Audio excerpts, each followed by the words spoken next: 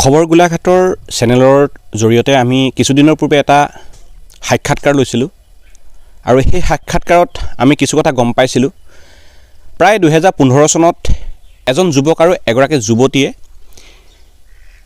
সামাজিক মাধ্যমত ভাইৰেল হৈছিলে এটি গীত গাই আৰু আমি অনাখনৰ পৰা আমি অনুসন্ধান চলাইছিলোঁ যে সেই যুৱতীগৰাকী আৰু যুৱকজনৰ।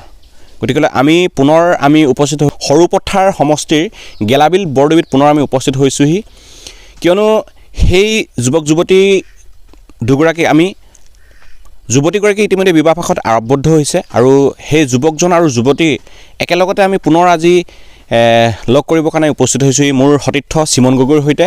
আহক তেখেতলোকৰ পৰা আজি পুনৰ আমি সকলোৱে গীতৰ মাজলৈ সোমাই যাবৰ কাৰণে আমি চেষ্টা কৰোঁ। গাব ওলাইছোঁ আৰু অলপ মানে প্ৰিপেয়াৰ হৈ আছোঁ। অথনি এবাৰ কৰিছিলোঁ বাৰু, ভাল নহ'ল কাৰণে ডিলেট কৰি দিলোঁ। মানে অডিশ্যন এটাৰ কাৰণে প্ৰিপেয়াৰ হৈ আছোঁ বৰ্তমান। চ' আজি অলপ প্ৰেক্টিচ কৰিবলৈ আহিছিলোঁ, তাৰপিছত এটা লাইভ দিওঁ মানে তাত ভাল পালে আপোনালোকে যাতে লাইক এটা কৰে আৰু লাইক এটা কৰিলে ভাল পাম। এইফালে আমাৰ হেমালী ভণ্টি, তাৰপিছত এইফালে হেমালী মা, তাৰপিছত এইফালে ভণ্টি, এইজনী হেমালী আমাৰ ছিংগাৰ। ঠিক আছে।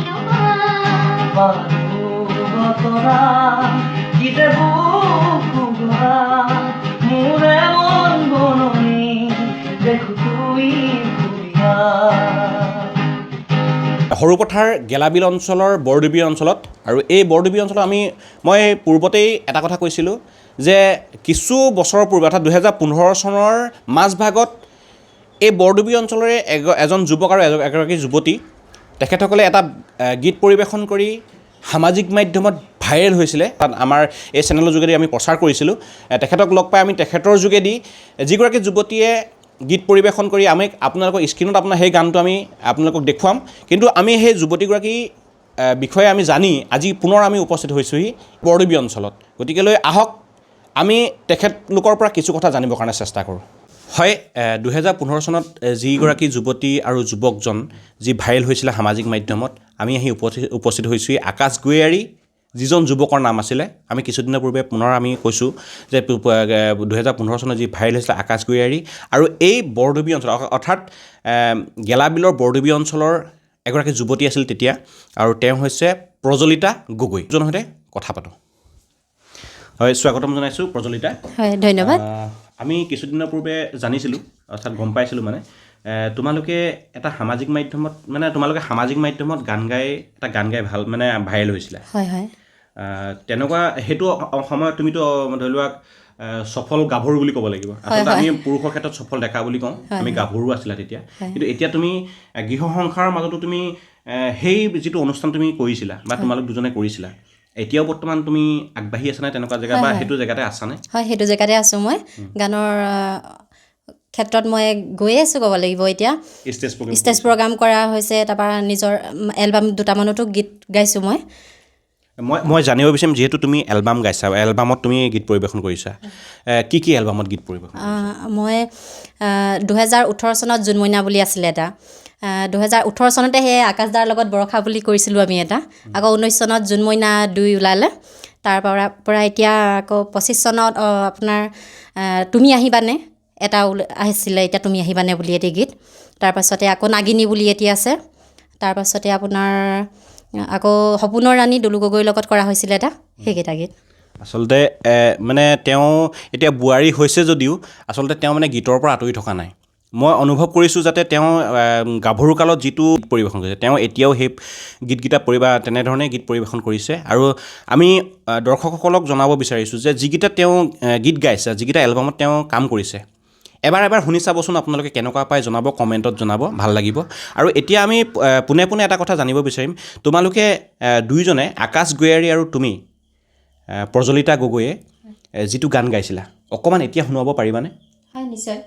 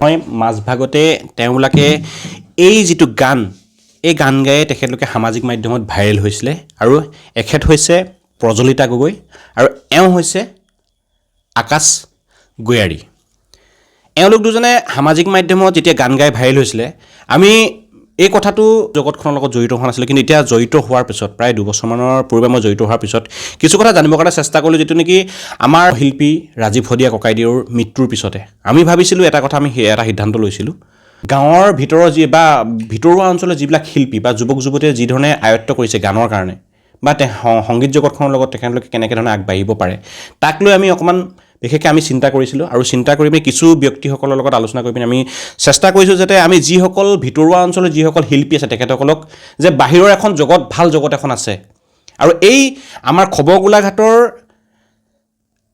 মাধ্যমেৰে আমি সেই বাহিৰৰ জগতখনৰ মানুহবিলাকক এখেতলোকক পৰিচয় কৰি দিবৰ কাৰণে ওলাইছোঁ যিহেতু তুমি মই অনুভৱ কৰিছোঁ ইমান সুন্দৰকৈ যেতিয়া গান গাব পাৰিছা বা গীত পৰিৱেশন কৰিছা মই ভাবিছোঁ তোমালোকে মঞ্চতো তেনেধৰণে গীত পৰিৱেশন কৰিছা হয় কৰিছোঁ লগতে কোনোবা এনেকুৱা শিল্পী ভাল শিল্পী তেনেকুৱা ধৰণৰ আগবঢ়াই নিব পৰা শিল্পী তোমালোকে পোৱা নাই অনুভৱ কৰিছোঁ হয় নাই পোৱা কিন্তু এনেকৈ ধৰণে যদি চোৱা তুমিতো ঘৰতো তেনেকৈ ধৰণে মানে অকণমান আয়ত্ব কৰা হয়নে নহয় আৰু সেই আয়ত্ববিলাক তুমি কোনটো পৰিৱেশত কৰিবলৈ পোৱা যিহেতু আমি দেখিছোঁ তোমাৰ এটা কণমানি সন্তান আছে আৰু তেনেকুৱা এটা জেগাত আমি যদি চাওঁ বহুত তেনেকুৱা নাৰী আছে যিসকল মহিলাই আছে আৰু সেই মহিলাসকলে কিন্তু এনেকুৱা ধৰণৰ সময়ৰ অভাৱত কামৰ যিটো ব্যস্ততাৰ মাজত তেওঁলোকে কিন্তু কিছু বেলেগ কামৰ ক্ষেত্ৰত চৰ্চা কৰিবলৈ তোমালোকৰ যিখিনি অভাৱ অৰ্থাৎ এখন মঞ্চৰ অভাৱ আচলতে সেই কথাটো বাৰু বহুত ডাঙৰ কথা আমাৰ সমাজত কিছুমান মানে তেনেকুৱা ধৰণৰ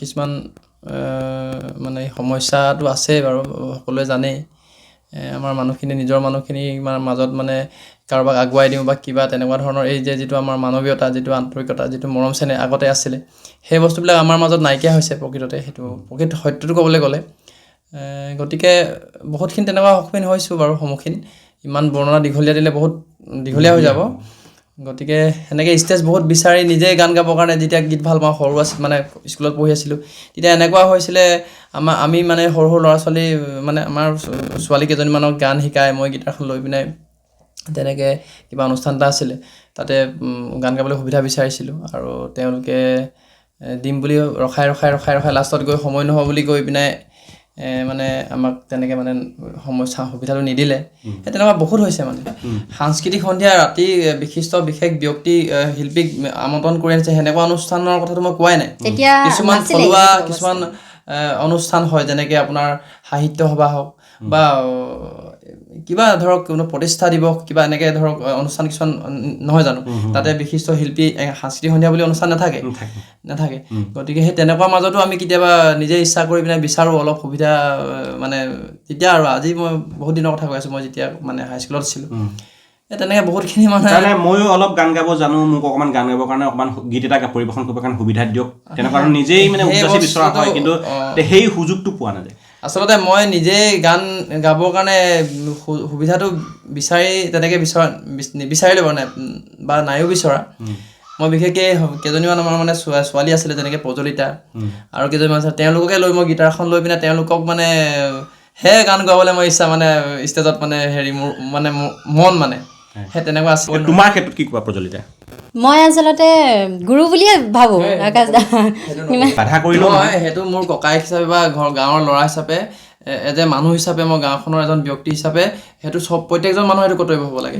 গাঁৱত থকা কোনোবা এজনে ফুটবল খেলি ভাল পায়, সেইদিনাখনো কৈছোঁ, কোনোবাই কিবা গান ভাল পায়, তেওঁক আমি কেনেকৈ এটা মঞ্চ দিব পাৰোঁ, সেই অনুভৱটো প্ৰত্যেকজন মানুহৰ যদি হোৱা হ'লে আজি চাগে প্ৰজ্বলিতাৰ নিচিনা বহুত ছোৱালী আছে, বহুত মানে তেনেকুৱা ল'ৰা ছোৱালী আছে, তেওঁলোক আজি চাগে ভাল গোৱা মানে বহুত। এতিয়া কিছুমান অনুষ্ঠান দেখোঁ গীত গায়, গীতৰ কোনো মানে লাইভ শ্ব' কৰিব নোৱাৰে, তাতে বহুত তাল মিল, মই নিজকে বহুত জানো বুলি কথা ক'ব বিচৰা নাই, সেই তেনেকুৱা হয়। কিন্তু গাঁৱত এনেকুৱা ছোৱালী থাকে, এনেকুৱা মানে সেই ল'ৰা থাকে বা ছোৱালী থাকে, বহুত ধুনীয়া, বহুত হাই লেভেলৰ গান কিছুমান ধুনীয়া মানে তালে মিলে, ধৰক মাত্ৰা চাত্ৰা চব আদি কৰি ধুনীয়াকৈ গাব পাৰে। গতিকে মানুহৰ মেইন কথা হৈ গ'ল আমাৰ সমাজখনৰ এই বস্তুটো অকণমান মই অভাৱ দেখিছোঁ, সেই বস্তুটো হ'ব লাগে। মানে কোনোবা এজন মানে প্ৰত্যেকজন ব্যক্তিয়ে যে আমাৰ মঞ্চৰ অভাৱ আৰু আৰ্থিক অনাটনৰ অভাৱ। এতিয়া কথা হ'ল কি, মই এনেকৈ ধৰণে কথা পাতিব বিচাৰিছোঁ, আৰু আমি সাফল্যমণ্ডিত হ'ব নাই পৰা তাৰ মূল কাৰণ হৈছে আৰ্থিক অভাৱ, লগতে আমাৰ কি হৈছে মঞ্চৰ অভাৱ। পুনৰ আমি আকৌ এটি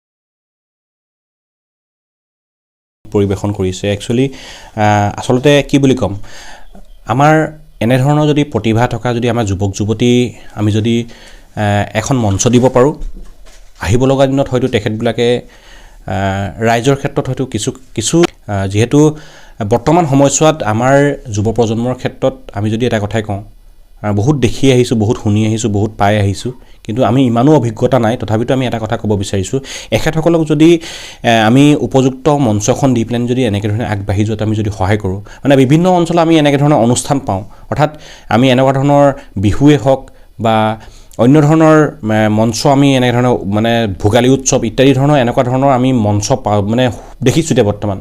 আৰু সেই মঞ্চবিলাকত যদি আমি এনেকৈ ধৰণৰ আমাৰ স্থানীয় যিবিলাক শিল্পী আছে তেখেতসকলক যদি অকণমান স্থান দিব পাওঁ, অকণমান আগবঢ়াই নিয়াত যদি আমি সহায় হয়, আমি প্ৰত্যেকজন অসমীয়াৰ ক্ষেত্ৰত আমি অনুৰোধ জনাব বিচাৰিছোঁ যে প্ৰত্যেকজন অসমীয়াই প্ৰত্যেকজন শিল্পীক, আমাৰ গাঁৱে ভূঞে থকা বা ভিতৰৰ অঞ্চলত থকা শিল্পীসকলক, এনেকুৱা ধৰণৰ শিল্পীবিলাকক যিসকলে আগবাঢ়ি যাবৰ কাৰণে ৰাইজৰ সহায় বিচাৰে বা যিসকলে ৰাইজৰ সহযোগত আগবাঢ়ি যাব পাৰে, তেখেতসকলক সহায় কৰি তেখেতসকলক আগবাঢ়ি যোৱাত যদি আমাৰ এই শিল্পীসকলক যদি অকণমান অনুপ্ৰেৰণা যোগায় তেতিয়া ভাল হ'ব। আৰু এটা কথা ক'ব বিচাৰিছোঁ, যিহেতু এওঁবিলাকে একেবাৰে ভিতৰুৱা অঞ্চল, দৈয়াং নদীৰ পাৰত, আৰু মই কোৱা শুনিছোঁ, স্থানীয় ৰাইজৰ মুখত কোৱা শুনিছোঁ, মোৰ মুখে কথাটো ক'বলৈ বিচাৰিছোঁ, কাৰণ স্থানীয় ৰাইজ বৰ্তমান কৈ থৈ গুচি গ'ল তেওঁবিলাকে, কিন্তু এটা কথা কৈছে যে এওঁবিলাকে এটা সময়ত দৈয়াং নৈৰ কাষত বহি, দৈয়াঙৰ পাৰত বহি পিনি কিছুমান চৰ্চা কৰিছিলে, আৰু সেই চৰ্চাৰ আজি কিমান দূৰ আগবাঢ়িব পাৰে সেইটো নাজানো, কিন্তু তেওঁবিলাকে যতদূৰ পাৰিছে আগবাঢ়িছে, কিন্তু কিছু বস্তুৰ লগতে কিছু আৰ্থিক অভাৱ অনাটনৰ কাৰণে আগবাঢ়িবলৈ সক্ষম হোৱা নাই। যদি আমি সকলোৱে যদি তেওঁবিলাকক সহায় সহযোগিতা কৰি, মই এইটো কথা কোৱা নাই কোনোবাই পইচা দিব বুলি আগবাঢ়ি যাব বুলি, কিন্তু আমি যদি এনেকৈ ধৰণে এখন মঞ্চ দি পিনি তেওঁবিলাকক যদি আমি গীত পৰিৱেশন কৰিবৰ কাৰণে যদি আমি সহায় কৰোঁ, আমি সেইটোৱে সহায় বিচাৰিছোঁ নহয় জানো, আমি সেইটো সহায় বিচাৰিছোঁ, আৰু সেইটো সহায় যদি তেওঁবিলাকক কৰে, আহিব লগা দিনত দুজনো নহয়, এখেতলোক দুজনৰ লগত আৰু হয়তো কেইবাজনো শিল্পী সৰুৰ পৰা ডাঙৰলৈকে শিল্পী পাব, তেখেতসকলে গীত পৰিৱেশন কৰিব মঞ্চত। তোমালোকে মঞ্চত ইতিমধ্যে গীত পৰিৱেশন কৰিছা নহয় জানো? আৰু তোমাৰ ইতিমধ্যে এটা মানে এলবামতো তুমি গান গাইছা। আৰু যদি তুমি এনেধৰণে যদি মঞ্চ পোৱাতে মঞ্চতো তুমি গীত পৰিৱেশন কৰিবা। আৰু লগতে আকাশতো কৰিবলৈ মোৰ লগতো সেইদিনাখনেই কৈছে যে আকাশে মইতো মঞ্চৰ কাৰণে চিন্তা চৰ্চা কৰিছোঁ বা আমি মঞ্চত উঠিবৰ কাৰণে চেষ্টা কৰিছোঁ। আমি অসমীয়া হিচাপে যদি এখেতসকলক যদি অকণমান মঞ্চখন আমি কিছু সময়ৰ কাৰণে বা দিওঁ বা এখেতলোকক যদি মঞ্চত যদি আমি স্থান দিওঁ, তেতিয়াহ'লে আমি হয়তো এখেতলোকক আগবাঢ়ি যোৱাত 100%ৰ ভিতৰত কিছু শতাংশ আমি আগবঢ়াই নিব পাৰিম। এইটো সংকল্প লৈয়ে আজি আমি উপস্থিত হৈছিলোহি, কিন্তু শেষৰ ফালে আগবাঢ়িছোঁ। বৰ বেছি বিশেষ দেৰি নকৰোঁ, অকণমান জানিব বিচাৰিম তোমালোক দুইজনৰ পৰাই। যদি তোমালোকক ৰাইজে কয়, মই এইটো কথা ক'বলৈ যোৱা নাই যে তোমালোকৰ ৰাইজে দিবই সেইটো স্থান, কিন্তু তোমালোক মই এটা কথা কওঁ, যদি ৰাইজে কয় যে তোমালোকৰ লগত যদি যোগাযোগ কৰে, তোমালোকে মঞ্চত আমাক গীত পৰিৱেশন কৰি দিবা, তেতিয়া তোমালোকে সাজুনে? হয় সাজু। আকাশে কি ক'বা? হয়, আচলতে ৰাইজে যদি বিচাৰে আমি কিমান পাৰোঁ ৰাইজক এটা ভাল মানে এটা অনুষ্ঠান আগবঢ়াই দিবৰ কাৰণে চেষ্টা কৰিম, কিমানখিনি পাৰোঁ। আচলতে সামৰ্থ্য অনুযায়ী পাৰিবা, আৰু তাৰ যিটো অভ্যাসো লাগিব নহয় জানো? আৰু অভ্যাস যিটো, আৰু সেইটো কাৰণে বহুতে আমি দেখিছোঁ আখৰা কৰে। আচলতে ইংলিছৰ শব্দটো আমি ভৰাবই নালাগে, আখৰা কৰে। আমি ধৰি তেনেকৈ ধৰণে যদি আমি যদি সেই আখৰাবিলাক কৰি থাকোঁ, তেতিয়াহ'লে আমি ভাল ধৰণে আমি ষ্টেজত বা মঞ্চত তোমালোকৰ প্ৰগ্ৰেমবিলাক বা তোমালোকৰ অনুষ্ঠানবিলাক আমি দেখা পাম নহয় জানো? এতিয়া মানে একচুৱেলি ক'বলৈ গ'লে গীতৰ চৰ্চাটো প্ৰায় নোহোৱা নিচিনাই হৈছে, আৰু এইও বিয়া হ'ল আৰু চবৰে মানে নিজৰ নিজৰ ব্যস্ততা, গতিকে চৰ্চাটো এনেকৈ কেতিয়াবা গীটাৰখন লৈ পিনে মানে প্ৰযোজিতাৰ ওচৰলৈ আহি পিনে কেতিয়াবা বজাওঁ গাওঁ, সেনেকৈ আৰু তাৰমানে ল'ৰালি কালৰ যিবিলাক অনুভৱ, যেনেকৈ অনুভৱ যিমান আগ্ৰহী আছিলোঁ, যিমান মানে গানৰ প্ৰতি যিটো ইণ্টাৰেষ্ট, সেই ইণ্টাৰেষ্টটো বাৰু আছেই এতিয়াও। গীটাৰখন লৈ মই ঘৰত গুণগুণাই থাকোঁ। কথা হ'ল কি, সেই যেতিয়া ল'ৰালি কালৰ যিটো মানে উন্মাদনা, মানে মনত যিটো উৎসাহ, সেই বস্তুটো মানে অকণমান এতিয়া আৰু ব্যস্ততাও আহি গ'ল। মানে কি হয়, এতিয়া এনেকৈ ধৰণে যদি চাওঁ আমি, তেতিয়াহ'লে কি হয়, আমাৰ সময়ৰ অভাৱ হৈছে। যিহেতু পইচাৰ অভাৱ হ'লে সময়ৰ অভাৱ হয়, কাম নকৰিলেও নহয়। বৰ্তমান সময়ছোৱাত এনেকুৱা হৈছে, পইচা কিন্তু ভগৱান নহয়, কিন্তু ভগৱানতকৈ কম নহয়, এনেকুৱা দিনা অনুভৱ হৈছে। তাৰমানে যিকোনো ক্ষেত্ৰত যদি চাওঁ আমি পইচা লাগিবই নহয় জানো? পইচাৰ কাৰণে আমি যিকোনো কাম কৰিবই লাগিব। মানুহে কয় পইচাই যথেষ্ট নহয়, কিন্তু যদি ভালকৈ এতিয়া চাইছোঁ, পইচা নহ'লে একোৱেই নহয়। পইচাৰ অবিহনে মানুহৰ জীৱনেই অবিহনে মানে নহয়, হয় নহয়? মই সেইদিনাখনো কৈছিলোঁ যে পইচা নহ'লে অন্ধ কোঠাটোৰ পৰা ওলাই আহিব লাগে, সেই জেগাডোখৰত থাকি পিনি যদি ভাবে, তেতিয়াহ'লে সেই কথাটো হয়, মই অনুভৱ কৰোঁ। আৰু শেষৰ ফালে আমি আগবাঢ়িছোঁ নহয় জানো? প্ৰজ্বলিতা আৰু আকাশ, যিহেতু এওঁলোক দুজনে কৈছে যে আহিব লগা দিনত যদি আপোনালোকে এওঁবিলাকক মঞ্চত অকণমান স্থান দিব বিচাৰে, তেতিয়াহ'লে এওঁলোকে সম্পূৰ্ণ প্ৰস্তুতিৰে আপোনালোকৰ লগত মঞ্চত গীত পৰিৱেশন কৰিবৰ কাৰণে সাজু হ'ব, যদি আপোনালোকে সেই সুযোগকণ দিয়ে নহয় জানো? আৰু শেষৰ ফালে যাব বিচাৰিছোঁ এই কথাষাৰ কোৱাৰ পিছতে, প্ৰজ্বলিতাই কৈ গৈছে কিছু সময় পূৰ্বে, প্ৰথমতেই কৈ গৈছে যে মই কেইটামান এলবামত গীত পৰিৱেশন কৰিছোঁ, মানে এলবামত গীত পৰিৱেশন কৰিছে, তেখেতে গীত গাইছে। আৰু তেখেতৰ গীত হয়তো মই শুনিছোঁ যদিও এইটো গীতে বুলি নাজানো, কাৰণ অকণমান তোমাৰ এটি গীত তুমি যিটো ভাল পোৱা, অৰ্থাৎ গোটেইকেইটাই তুমি ভাল পোৱা, তাৰে ভিতৰত যেনেকৈ জুবিন গাৰ্গদেৱে মায়াবিনী, মই মৰিলে মায়াবিনী গানটো বজাবৰ কাৰণে কৈছিলে, হয় নহয়? জুবিন দাই কৈছিলে। কিন্তু এতিয়া জুবিন দাৰ যিটো মায়াবিনী গানটো, জুবিন দা মৰি গ'ল, কিন্তু সেইটো প্ৰাৰ্থনা হিচাপে ৰাইজৰ আগত থাকি গ'ল, ৰাইজৰ ওচৰত। মই ভাবিছোঁ তুমি যিটো গান ভাল পোৱা, অতিকে আদৰৰ তোমাৰ যিটো আপোন, যিটো তোমাৰ অন্তৰখন বেছিকৈ স্থান পাইছে, অকণমান শুনিব বিচাৰোঁ। নিশ্চয়। ৰেডি নে? ঠিক আছে। ঠিক আছে, আহক। প্ৰজ্বলিতাৰ যিটো গীত পৰিৱেশন কৰে তেখেতে, তেওঁ যিটো ভাল পায় সেই গীতটো অকণমান। মই পাহৰিছো আলি মাৰিলে বানমোহিনী, তোৰ প্ৰেমতে মই হলো পাগলী, সঁচাই পাগলী। ফাগুনৰ পচুৱাই কপালে দেহা মন, কমুৱা তুলা হৈ পৰিছে হিয়াখন, কলিজাৰ তেজেৰে লিখিলো তোমাৰ নাম, ৰাঙলী পলাশৰ সানিলৈ ৰঙা লাগে পখিলাই মোৰে মন জুৰুৱাই ফাগুনি মলয় আহি ক'লে তুমি আৰু মোৰ হিয়াৰ ৰঞ্জুন হিয়াৰ ৰঞ্জুন কেঁচা কলিজা বাজি উঠে সুৰৰ মোৰ চনা